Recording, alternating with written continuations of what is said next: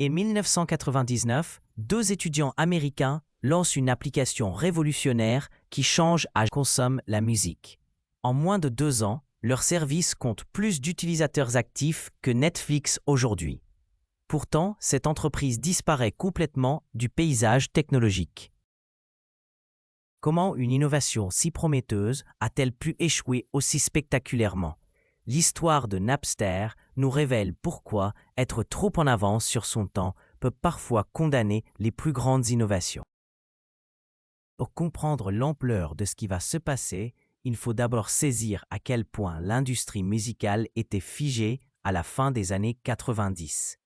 Les consommateurs n'avaient que 2 options pour écouter de la musique. Acheter des CD entiers à plus de 20 € pour parfois une seule chanson qui leur plaisait, ou espérer entendre leurs morceaux préférés à la radio. L'industrie musicale était un oligopole parfait, contrôlé par quelques grandes maisons de disques qui dictaient leurs conditions aux artistes et aux consommateurs. C'est dans ce contexte rigide que Sean Fanning, étudiant de 18 ans à l'université Northeastern de Boston, observe la frustration de ses camarades. Il télécharge péniblement des fichiers MP3 sur des serveurs IRC compliqués, passe des heures à chercher des morceaux qui ne fonctionnent pas ou tombe sur des fichiers corrompus. Fanning réalise qu'il existe une opportunité énorme, créer un système simple et efficace pour partager de la musique entre utilisateurs. En collaboration avec Sean Parker, futur cofondateur de Facebook, et avec l'aide financière de son oncle John Fanning, Sean développe ce qui deviendra Napster. Le nom vient de son surnom d'enfance, lié à ses cheveux crépus. Mais derrière cette anecdote amusante se cache une révolution technologique qui va bouleverser l'industrie du divertissement pour toujours. L'application qu'il crée est d'une simplicité révolutionnaire. Les utilisateurs installent le logiciel, se connectent au réseau Napster et peuvent instantanément accéder à la bibliothèque musicale de millions d'autres utilisateurs à travers le monde. Plus besoin de connaître des adresses de serveurs obscures ou de maîtriser des protocoles compliqués. Tapez le nom d'un artiste et des centaines de versions de ses chansons apparaissent, prêtes à être téléchargées gratuitement. Le lancement officiel a lieu en juin 1999. Les créateurs s'attendent à quelques milliers d'utilisateurs pour commencer. Ils sont rapidement dépassés par les événements. Les chiffres de croissance de Napster défient toute logique. En quelques mois seulement, l'application compte déjà plusieurs millions d'utilisateurs actifs. À son apogée en 2001, Napster réunit plus de 80 millions d'utilisateurs enregistrés, avec des pics de 26 millions de personnes connectées simultanément. Pour mettre cela en perspective, Facebook a mis 4 ans pour atteindre 100 millions d'utilisateurs. Cette croissance explosive révèle quelque chose de fondamental. Napster ne répond pas seulement à un besoin existant. Il révèle un besoin latent gigantesque que personne dans l'industrie musicale n'avait identifié. Les consommateurs ne veulent pas acheter des albums entiers pour une chanson. Ils veulent découvrir de nouveaux artistes sans risquer 20 €. Ils veulent créer leur propre playlist. Ils veulent avoir accès instantanément à toute l'histoire de la musique. Plus révolutionnaire encore, Napster démontre la puissance du modèle peer-to-peer. Contrairement aux services centralisés traditionnels, chaque utilisateur devient à la fois consommateur et fournisseur de contenu. Plus il y a d'utilisateurs, plus le service devient performant et riche. C'est l'effet de réseau à l'état pur, un concept que les géants technologiques d'aujourd'hui maîtrisent parfaitement. L'impact culturel de Napster dépasse largement le simple partage de fichiers. L'application transforme la façon dont les jeunes découvrent la musique. Fini le temps où il fallait écouter la radio en espérant tomber sur une nouveauté intéressante. Napster permet d'explorer instantanément les discographies complètes d'artistes méconnus, de découvrir des versions rares de chansons célèbres, d'accéder à des enregistrements live introuvables dans le commerce. Cette démocratisation de l'accès à la musique a des conséquences inattendues sur la créativité musicale elle-même. Les artistes indépendants, trouvent soudain un moyen de diffuser leur musique sans passer par les circuits traditionnels. Les remixes et les mash-ups prolifèrent. La musique devient plus collaborative, plus ouverte, plus accessible. Mais l'industrie musicale établie ne voit pas cette révolution d'un bon œil.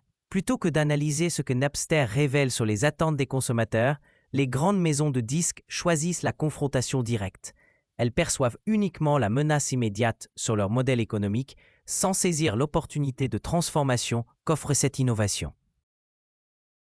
L'erreur stratégique de Napster ne réside pas dans sa technologie qui était brillante, ni dans sa vision du futur de la musique qui s'est révélée parfaitement exacte. L'erreur fondamentale de Napster est d'avoir sous-estimé la résistance du système qu'il cherchait à révolutionner. Sean Fanning et son équipe pensaient naïvement que l'industrie musicale finirait par comprendre les bénéfices de leur innovation.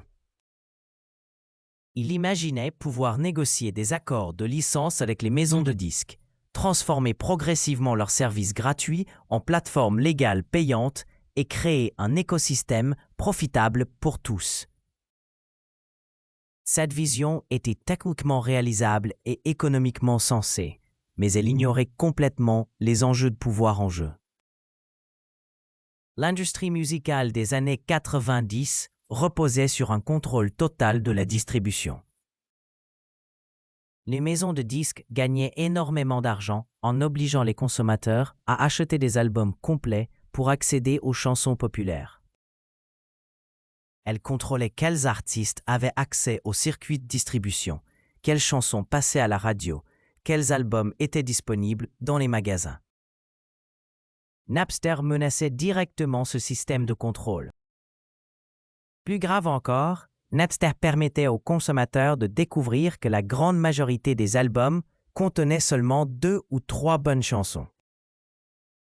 Le modèle économique des maisons de disques reposait en partie sur cette asymétrie d'information.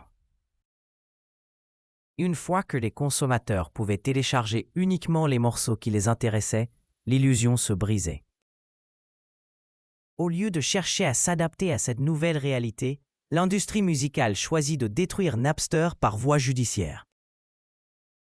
En décembre 1999, la Recording Industry Association of America attaque Napster en justice pour violation massive des droits d'auteur.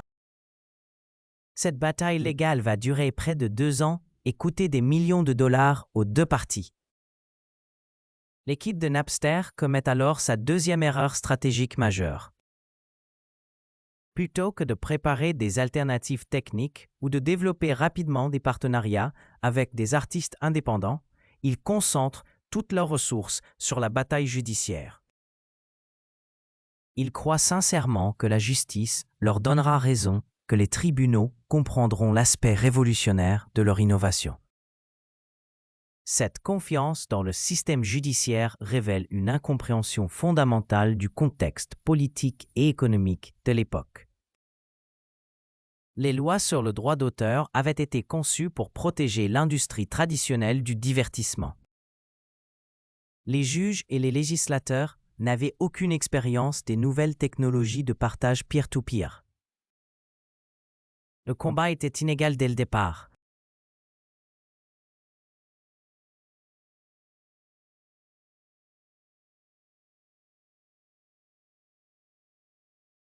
Le 12 février 2001, la Cour d'appel du 9e circuit rend son verdict.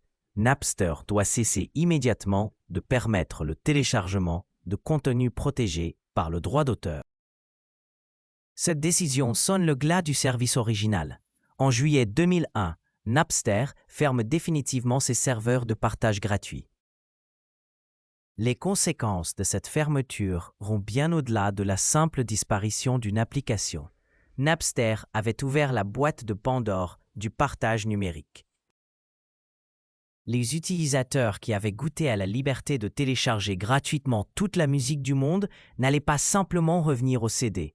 Immédiatement après la fermeture de Napster, des dizaines d'alternatives apparaissent. Kazaa, LimeWire, Emule, BitTorrent et de nombreux autres services de partage peer-to-peer. Contrairement à Napster, ces nouveaux services sont entièrement décentralisés. Il n'existe plus de serveur central à fermer, plus d'entreprises à poursuivre en justice. Le partage illégal devient techniquement indestructible. L'industrie musicale découvre avec horreur qu'en détruisant Napster, elle a créé une hydre bien plus dangereuse. Les nouveaux services de partage sont plus difficiles à contrôler, souvent infestés de virus et utilisés pour partager bien plus que de la musique. Films, logiciels, livres, tous les contenus numériques imaginables. Pendant ce temps, l'industrie musicale s'enfonce dans une crise profonde. Les ventes de CD s'effondrent année après année. Les maisons de disques licencient massivement, les magasins de musique ferment les uns après les autres. Entre 2000 et 2010, l'industrie musicale perd près de 60% de son chiffre d'affaires. Cette décennie perdue aurait pu être évitée. Si l'industrie avait choisi de collaborer avec Napster plutôt que de le détruire, elle aurait pu contrôler la transition vers le numérique. Au lieu de cela, elle a laissé le champ libre aux vrais révolutionnaires.